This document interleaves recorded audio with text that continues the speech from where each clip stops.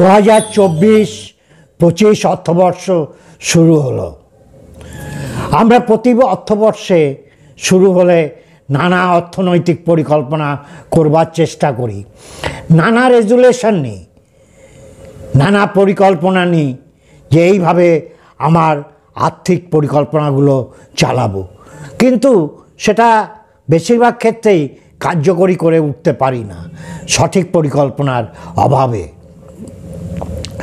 আজকে আমার ভিডিওর মূল লক্ষ্য 20s অর্থাৎ 20, 21, 22, 23, 30-এর ভিতর যে সমস্ত তরুণ তরুণী বন্ধুরা আছেন যারা উপার্জনশীল, কোনো না কোনো ক্ষেত্রে কাজ করছেন, তাদের উদ্দেশ্যে আমার এই মেসেজ। তাদের কিছু পরিকল্পনার কথা বলবো, যার ফলে তারা ভবিষ্যতে আর্থিকভাবে স্বনির্ভর হতে পারে। অর্থাৎ আমাদের যে পরিকল্পনা সেটা হচ্ছে ফিনান্সিয়াল ফ্রিডম। আমরা কি চাই? Financial freedom. আপনি বলবেন ফিনান্সিয়াল ফ্রিডম মানে কি?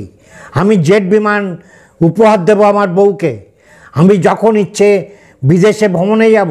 না, ফিনান্সিয়াল ফ্রিডম মানে তা না। ফিনান্সিয়াল ফ্রিডম মানে আমার যে আর্থিক সঙ্গতি আছে তাকে সুচারুভাবে রূপায়ণ করা, যাতে আমার যেগুলো প্রায়োরিটি, অর্থাৎ আমাদের প্রায়োরিটি কি?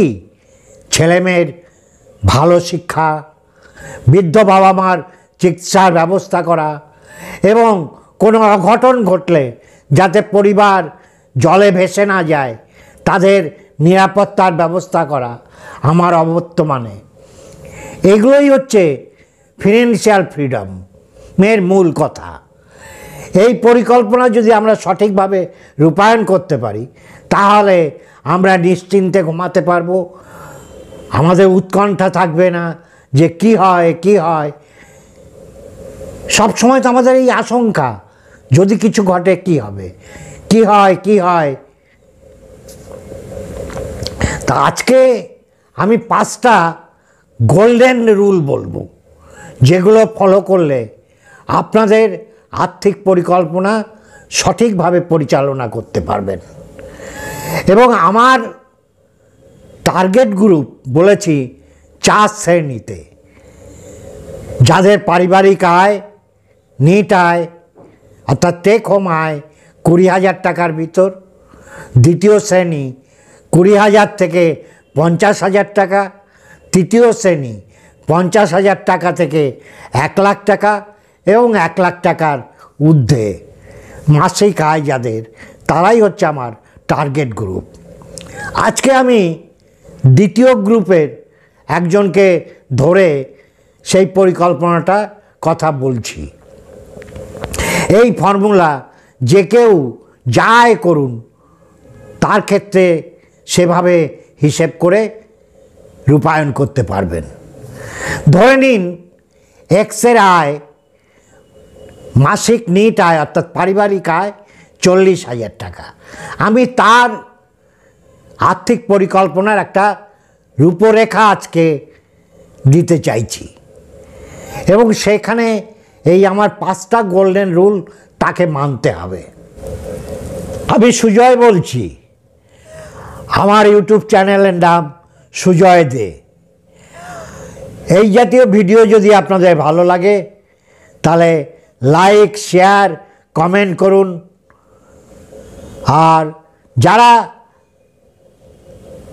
ওয়াচ করছেন কিন্তু এখনও সাবস্ক্রাইব করেননি, তাদের কাছে অনুরোধ, প্লিজ লাল সাবস্ক্রিপশন বাটনটা হিট করে সাবস্ক্রাইব করুন এবং নোটিফিকেশান বেলটা বাজিয়ে দিন। আর যারা আমার চ্যানেলটাকে সাবস্ক্রাইব করে আমাকে উৎসাহিত করছেন তাদের অসংখ্য ধন্যবাদ। প্রথম হচ্ছে, আপনাকে বয়স অল্প, আপনার প্রথমেই আপনার উপার্জন করা মাত্রই আপনাকে একটা লাইফ ইন্স্যুরেন্স নিতে হবে। লাইফ ইন্স্যুরেন্স বলতে এখানে আমরা বলছি টার্ম লাইফ ইন্স্যুরেন্স, সেটা কত টাকা? আপনার বাৎসরিক যা আয় তার অন্তত 20 গুণ, অর্থাৎ যা 40,000 টাকা মাসিক আয় তার ক্ষেত্রে অন্তত 1 কোটি টাকার একটা টার্ম ইন্স্যুরেন্স প্ল্যান নিতে হবে। এবং খুব আনন্দের খবর যে এই ইন্স্যুরেন্স নিতে আপনার 500 থেকে 700-800 টাকার ভিতর মাসিক প্রিমিয়াম পড়বে। এবং এই ইন্স্যুরেন্স নেওয়া থাকলে আপনার কিছু ঘটে গেলে আপনার পরিবার পুরো 1 কোটি টাকা ইন্স্যুরেন্সের সাম অ্যাসিওর্ড ফেরত পাবে। আপনি নিশ্চিন্ত যে আপনার আপনজনরা জলে পড়বে না, তাদের যে জীবনযাত্রা এতদিন চালিয়ে গেছে আপনি থাকতে, সেইভাবেই তারা তাদের বাকি জীবন কাটাতে পারবে। তাহলে 1 নম্বর হচ্ছে আপনাকে আপনার বাৎসরিক আয়ের 20 গুণ টার্ম লাইফ ইন্স্যুরেন্স প্ল্যান নিতে হবে, যার প্রিমিয়াম 500 থেকে 700-800 টাকার ভিতর হয়ে যাবে। সেকেন্ড, কি হয় হেলথ ইন্স্যুরেন্স। এই মুহূর্তে আমাদের কাছে চিকিৎসা খুব ব্যয়বহুল। চিকিৎসা মানেই বেসরকারি হসপিটাল, তারা গলা কাটার জন্য বসে আছে, 1000 রকম পরীক্ষা। অতএব এমন একটা ইন্স্যুরেন্স নিতে হবে আপনার পরিবারের জন্য, যে ইন্স্যুরেন্স দিয়ে আপনার হঠাৎ কোনো হসপিটালাইজেশন হলে, তখন আপনি তো সবে চাকরি করছেন, আপনার তো এখনও তেমন কোনো সঞ্চয় নেই, ইনভেস্টমেন্ট নেই, তা আপনি চিকিৎসা খরচ কোথার থেকে পাবেন? এবং বেশিরভাগ সরকারি ক্ষেত্রে যা চাকরি করেন তাদের সরকারিভাবে ইন্স্যুরেন্স থাকে, মেডিকেল ইন্স্যুরেন্স। কিন্তু আমাদের আম জনতা, বেশিরভাগ আনঅর্গানাইজড সেক্টর এবং স্বনিযুক্ত প্রকল্পে যারা কাজ করছেন, তাদের তো সরকারিভাবে কোনো ইন্স্যুরেন্স নেই। তাদের ক্ষেত্রে মেডিকেল ইন্স্যুরেন্সটা নিতেই হবে। আমার এই যাদের ধরেছি আজকে, যাদের 40,000 টাকা মাসিক আয়, এই এক্স ব্যক্তির ক্ষেত্রে আমি বলবো তার পরিবারের যতজন আছে সবাইর জন্যে গড়ে 1 লাখ টাকা করে ইন্স্যুরেন্স নিতে। সেটা কিভাবে নেবেন? সেটাকে বলে ফ্লোটিং ইন্স্যুরেন্স। অর্থাৎ আমি 3 লাখ টাকার ইন্স্যুরেন্স নিলাম, আমার ফ্যামিলি মেম্বার 3 জন, যার ক্ষেত্রে খরচ হবে তার ক্ষেত্রেই পুরো 3 লাখ টাকা খরচ হতে পারে। দুজনে অসুস্থ হলে সেখানে একজনের ক্ষেত্রে হয়তো 2 লাখ টাকা খরচ হয়ে গেছে, বাকি একজনের ক্ষেত্রে আরও 1 লাখ টাকা খরচ করা যাবে। একে বলে ফ্লোটিং পলিসি। আমরা নেব বাই ইন্ডিভিজুয়ালি ইন্স্যুরেন্স না, ফ্লোটিং ইন্স্যুরেন্স। ফ্যামিলির সবাইকে ইনভলভ করে একটা সাম অ্যাসিওর্ড ইন্স্যুরেন্স নেব। এবং আশা করি 21 থেকে 28-এর ভিতর যাদের বয়স, তাদের কঠিন কোনো অসুখ এই মুহূর্তে না থাকলে তাদের ক্ষেত্রে প্রিমিয়াম 1000 থেকে 1200 টাকার ভিতর মান্থলি প্রিমিয়াম হবে। তাহলে এখানে 1000 টাকা, ওখানে 500-600 টাকা আপনার বেরিয়ে গেল। এটা সংসার খরচের ভিতরেই পড়বে। এবার থার্ড খুব জরুরি, সেটা হচ্ছে একটা এমার্জেন্সি ফান্ড। আপনি বলবেন, আচ্ছা স্যার, আমি তো ইন্স্যুরেন্স নিলাম, হেলথ ইন্স্যুরেন্স নিলাম, তাহলে আর হঠাৎ কি হতে পারে? এমন অনেক খরচ আসতে পারে যা আগের থেকে অনুমান করা যায় না। এমন অনেক বিপদ আপদ আপনার আসতে পারে যা আগে থেকে আপনি অনুমান করতে পারবেন না যে এই ঘটনাটা ঘটতে পারে। যেমন একটা উদাহরণ দিই, আপনি বেসরকারি ক্ষেত্রে চাকরি করেন, আপনার চাকরিটা চলে গেল, তাহলে তো অন্তত নতুন চাকরি জোগাড় করার জন্যে কয়েক মাস আপনাকে সংসারটা চালাতে হবে। সেক্ষেত্রে এই এমার্জেন্সি ফান্ড বিরাট সাহায্য করবে। বা একেবারে কল্পনার অতীত এমন কোনো খরচ এসে গেল, আপনার ছোট্ট যে বাড়িটা আছে সেটায় একটা বিরাট ক্ষয়ক্ষতি হলো, সেটা মেরামত করতে হবে। এই জন্যে আমাদের অন্তত একটা এমার্জেন্সি ফান্ড রাখতে হবে, যেটা চাইলেই আমি হাতে পাব। তাহলে এমার্জেন্সি ফান্ড কত টাকার করতে হবে স্যার? বলছে মিনিমাম 6 মাসের আপনার যে সংসারের বেসিক নিডস তার 6 গুণ অন্তত করতে হবে, এবং আইডিয়ালি 12 মাসের বেসিক নিডসের যতটা টাকা দরকার ততটা করতে হবে। এখানে আমরা আরেকটু বলে নিই যে আমাদের একটা 50-30-20 রুলস আছে। 50-30-20 রুলস মানে এর ক্ষেত্রে যেমন 50 মানে হচ্ছে নিডস, বেসিক নিডস, সংসারের খাওয়া দাওয়া, বেসিক প্রয়োজন, এডুকেশান, মেডিকেল এক্সপেন্সেস, ইউটিলিটি, এই গ্যাসের পয়সা, প্রিমিয়াম দেয়া, ইন্স্যুরেন্সের, এই যে বেসিক যে প্রয়োজনগুলো সংসারটা স্বাভাবিকভাবে নির্বাহ করতে যে টাকাটা লাগে সেটাকে আমরা নিডস বলি। বলছে যে টোটাল টাকার 50% নিডসে খরচ হবে। তাহলে যার 40,000 টাকা আয় তার বেসিক নিডসে যাবে 20,000 টাকা। 30% বলছে ওয়ান্টস মানে যেটা জীবনে অপরিহার্য না, মার্কেটিং, শপিং মলে যাওয়া, হোটেলে খেতে যাওয়া, ছোটোখাটো ট্রিপে যাওয়া, শখের স্মার্টফোন কেনা, বইয়ের আবদারে কিছু গ্যাজেট কেনা, এইগুলো হচ্ছে ওয়ান্টসের ভিতর পড়ে। এগুলো না করলে যে আপনি বাঁচবেন না, আপনার সংসার উচ্ছন্নে চলে যাবে এরকম নয়, এটা 30%। তাহলে এখানে গেল কত? ওখানে নিডসে গেল 20,000 টাকা, 30% 40,000-এর 12,000 টাকা। আর বলছে আপনাকে সেভিংস করতে হবে minimum 20% of your take home income. তাহলে 40,000-এর 20% হবে 8,000। তাহলে 20,000, 12,000, 8,000, 40,000 বুঝ হয়ে গেল। তাহলে আমার এমার্জেন্সি ফান্ড মশাই কোথার থেকে করব? আমার এমার্জেন্সি ফান্ডের টাকা কোথার থেকে পাবো?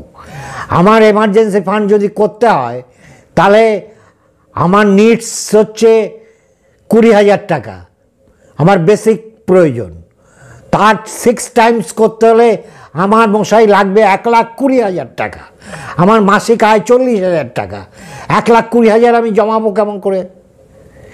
এখানেই আমাদের পরিকল্পনাটা করতে হবে। কি পরিকল্পনা করব? প্রথম কয়েক মাস আপনার নিডসে হাত দিয়ে দেওয়া যাবে না। তাহলে ওয়ান্স, যেটাই আপনি ভাবছিলেন একটা ভালো স্মার্টফোন কিনবেন, বইয়ের জন্যে একটা মাইক্রো ওভেন কিনবেন, এই জাতীয় খরচ, এবং মলে যাওয়া, শপিং করা, কি একটু হোটেলে প্রায় খেতে যাওয়া, এগুলোকে কিছুদিন কন্ট্রোল করতে হবে। কন্ট্রোল। 12,000-এর ওয়ান্টের জন্য আপনি 6,000 রাখুন, 6,000 আপনার কাছে রাখুন। আর সেভিংসের যে 8,000 টাকা, তাহলে 6,000, 8,000, 14,000 হলো। এই 14,000 মোটামুটি, এই 14,000 টাকা মোটামুটি আপনি যদি 9 মাস ব্যাংকে ফেলে রাখেন একটা আলাদা অ্যাকাউন্ট করে, তাহলে আপনার 1,20,000 টাকা জমে যাবে। 9 মাস আপনাকে কিচ্ছু সাধন করতে হবে, তাহলে আপনি 1,20,000 টাকা জমিয়ে ফেলতে পারবেন। এবং এই টাকাটা কিভাবে রাখবেন? আপনি তো জানেন না কবে আপনার হঠাৎ একটা মারাত্মক বিপদ আসবে, টাকার দরকার হবে, তখন আপনার হাতে সঞ্চয় নেই। আপনি সবে 1 বছর কি 2 বছর চাকরি করছেন, তাহলে আপনাকে বাজার থেকে লোন নিতে হবে। লোন নেওয়া মানে সুদ, সুদ মানেই আপনার মাথায় 1000 রকম বোঝা চেপে যাবে। তাহলে আপনি এই 1,20,000 টাকার মোটামুটি 70% আপনি 1,20,000 টাকার 70% আপনি এফডি করুন, সুইপ ইন এফডি। আজকাল ব্যাংকের নতুন একটা প্রোডাক্ট এসেছে সুইপ ইন এফডি, অর্থাৎ এফডিটা আপনি করলেন, সেটা আপনি যখন ইচ্ছে সেভিংসে টাকা তুলতে গেলে সেটার থেকে টাকা চলে আসবে। আপনাকে আলাদা করে প্রিমেচর ক্লোজার করতে হবে না। 70% আপনি এফডিতে রাখুন, 20% আপনার প্লেন এসবি অ্যাকাউন্টে রাখুন, আর 10% ক্যাশ ঘরে। ঘরে মানে একেবারে ঘরে, আলমারিতে, এই সিন্ধুকে 10%। রাত বেরাতে হঠাৎ দরকার, কোথায় পাবেন টাকা? কে আপনাকে ক্যাশ টাকা দেবে? বহু ক্ষেত্রে লাগে নগদ টাকা। অর্থাৎ 10% টাকা আপনি ক্যাশে বাড়িতে রাখুন। তাহলে এইভাবে 1,20,000 টাকা আপনি সেভ করার পরে 9 মাস পরে 10th মান্থ থেকে আপনি আপনার যে সেভিংসের পরিকল্পনা, যে সেভিংসটা আছে, তাকে যথাযথভাবে ইনভেস্টমেন্টের পরিকল্পনা আমরা করব। তার জন্য আমরা নেক্সট ভিডিওতে, পরবর্তী কোনো ভিডিওতে আলোচনা করব কি করে আমরা এটাকে ইনভেস্ট করব, কোন কোন ক্ষেত্রে কত টাকা ইনভেস্ট করব। এই যে আমার হাতে 8,000 টাকা থাকবে, তখন আর ওয়ান্টে যে 12,000 টাকা ওয়ান্টে রয়েছে সেটাই আমরা হাত দেব না। আপনি সকাল রাত করুন, বেড়াতে যান, এই 8,000 টাকা আমরা এমন করে ইনভেস্ট করব যে আপনার রিটায়ারমেন্ট বেনিফিট ভাবতে হবে না, ছেলে মেয়ের এডুকেশন ভাবতে হবে না, মেয়ের বিয়ে ভাবতে হবে না।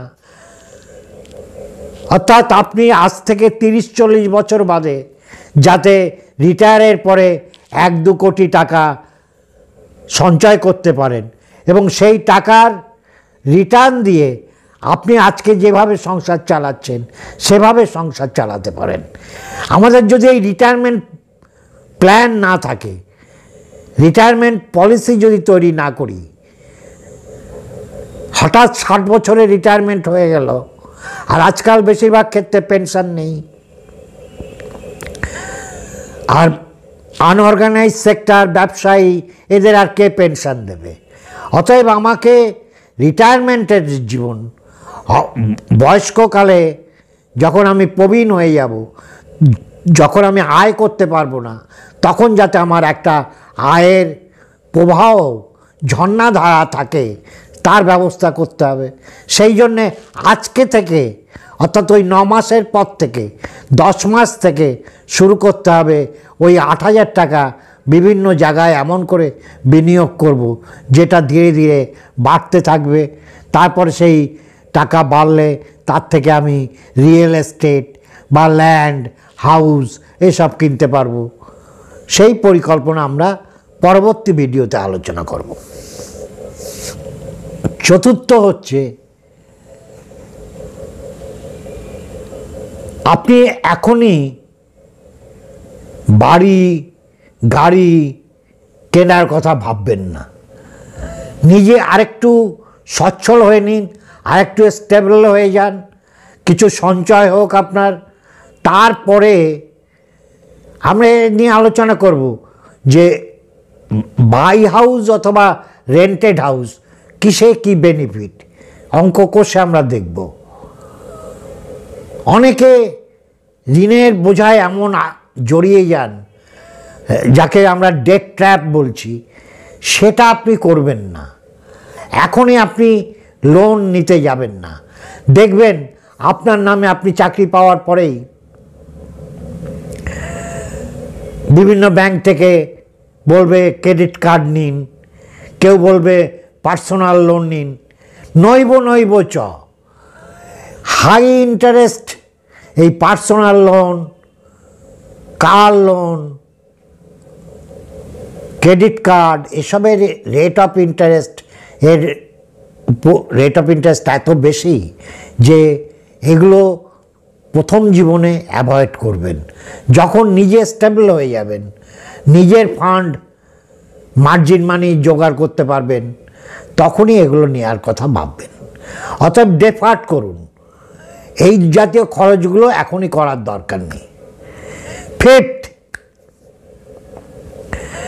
ফিফথ হচ্ছে ছেলে হোক মেয়ে হোক, বিবাহটা একটা জীবনের বন্ধন, সবচেয়ে আনন্দঘন মুহূর্ত। সেটা খুব তাড়াহুড়ো করে আপনার জীবনের অর্থনৈতিক স্থিরতা আসেনি, তখন একটা অচেনা মেয়েকে ঘরে নিয়ে এলেন, সংসারে অযথা অশান্তি হবে, দাম্পত্য সুখ হারিয়ে যাবে, জানলা দিয়ে ভালোবাসা পালিয়ে যাবে। অতএব এক্ষেত্রেও আমি বলছি একটু ডেফার্ট করুন, 2-5 বছর দেরিতে বিয়ে করুন। 25-26 বিয়ে করার দরকার নেই, অন্তত 28-30-এ যে 28-32-এ যে বিয়েটা করুন। তাহলে দেখবেন আপনি অনেকটা অর্থনৈতিকভাবে গুছিয়ে নিতে পেরেছেন, যদি এই পরিকল্পনাগুলো আপনি মানেন। আর যিনি মানবেন না তিনি সারা জীবনেও কিছু করে উঠতে পারবেন না। এটা আমাদের ব্যক্তিগত, আমার এবং আমার সমসাময়িক যারা, তারা সবাই এই উপদেশগুলো পায়নি। তাই আমরা ওই এন্ডোমেন্ট পলিসি করেছি, মানি ব্যাক পলিসি করেছি, যা 50,000 1 লাখ টাকা সাম অ্যাসিওর্ড, যার জন্য প্রিমিয়াম দিতে হয়েছে মাসে 1,000-2,000। কিন্তু আমি মরলে কি ওই 1 লাখ টাকায় আমার পরিবার চলতো? আমার ছেলেমেয়ের এডুকেশান চলতো না। এই উপদেশগুলো আমাদের কেউ দেয়নি। তাই আজকে আমরা যে ভুল থেকে শিক্ষা পেয়েছি সেটাই আপনাদের সাথে শেয়ার করছি। নেক্সট ভিডিও করব যে আজকে যে কথাটা বললাম, যে 10 মাসের পরে কিভাবে ইনভেস্টমেন্টটা করবেন, আপনার হাতে যে 8,000 টাকা থাকবে সেটাকে কিভাবে বিভিন্ন জায়গায় ডিপ্লয় করবেন, সে বিষয়ে ভিডিওটা করব। আপনারা অপেক্ষায় থাকুন। থ্যাংক ইউ, সবাই ভালো থাকবেন।